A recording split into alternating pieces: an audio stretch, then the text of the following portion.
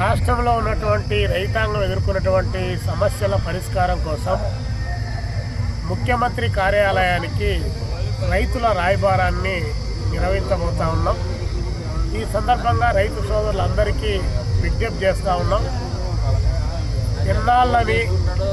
ఎన్నేళ్ళని కన్నీళ్లతోనే కాలం గడుపుతూ జీవితాలను మట్టిలో మనం అర్పణ చేస్తూ బతుకుదాము.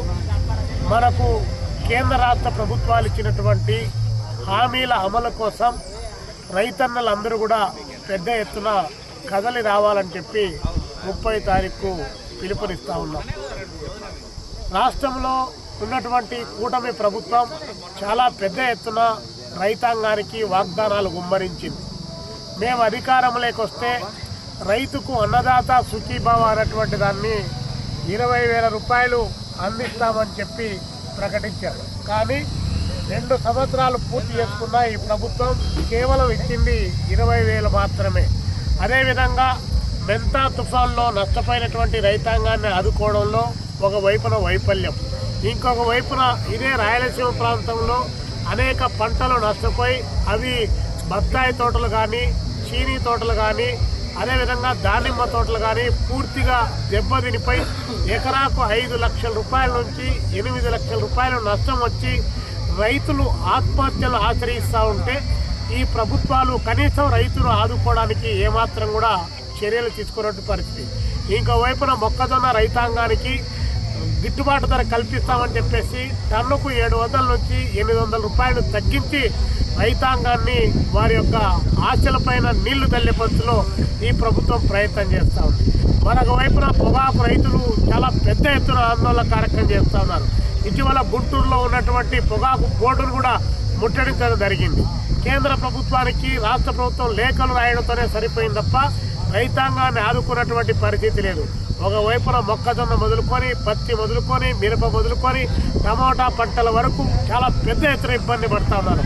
ఇంకోవైపున తోతాపురి మామిడికి సంబంధించి కానీ, బంగిరిపల్లి మామిడికి సంబంధించి కానీ గిట్టుబాటు ధర ఇవ్వాలని చెప్పేసి డిమాండ్ చేస్తూ ఉంటే కేవలం కిలో 3 రూపాయలు మాత్రమే నిర్ణయించి ఈరోజు మామిడి రైతులను విపరీతమైనటువంటి దెబ్బ కొట్టేటువంటి పరిస్థితి ఒకవైపు ఉంది. కాబట్టి రైతాంగం చాలా తీవ్ర ఆవేదన చెందుతున్నటువంటి నేపథ్యంలో రైతాంగం యొక్క సమస్యల పరిష్కారం కోసం 30 తారీఖు చలో విజయవాడ కార్యక్రమానికి వేలాదిగా తరలి రమ్మని చెప్పేసి పిలుపునిస్తా ఉన్నాం.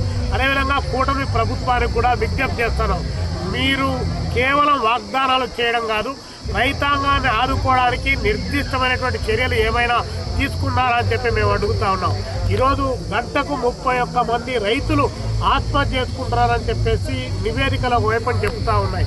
ఈ 12 సంవత్సరాల కాలంలో వేల మంది రైతాంగం దేశవ్యాప్తంగా ఆత్మహత్య చేసుకున్నారు. ఈ రాష్ట్రంలో రైతు ఆత్మహత్య చేసుకుంటే 7 లక్షల రూపాయలు డబ్బులు ఇచ్చేటువంటి పరిస్థితి, 1 రూపాయి కూడా ఇచ్చి ఆదుకున్నటువంటి పాపాన పోలేదు. కాబట్టి మేము డిమాండ్ చేస్తున్నాం, రైతు అప్పులో పుట్టి, అప్పులో పెరిగి, అప్పులో చచ్చిపోతే ఆయన తన యొక్క తనువును సాధించేటువంటి పరిస్థితి ఈరోజు కొనసాగుతుంది.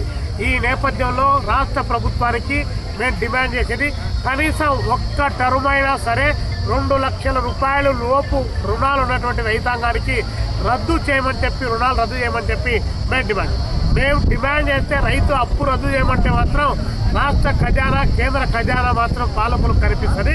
కానీ ఈ రాష్ట్రాన్ని, దేశాన్ని దోచేటువంటి కార్పొరేట్ సంస్థలకు మాత్రం 16,50,000 కోట్ల రూపాయల అప్పు రద్దు చేసి వారికి ఊడిగం చేస్తూ ఉన్నారు.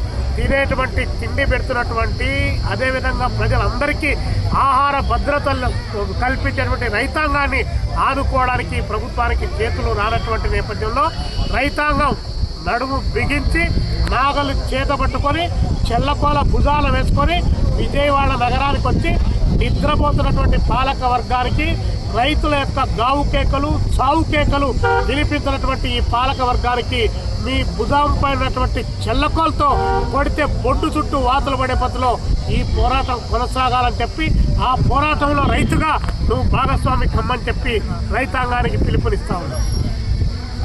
ఈ బీచ్లలో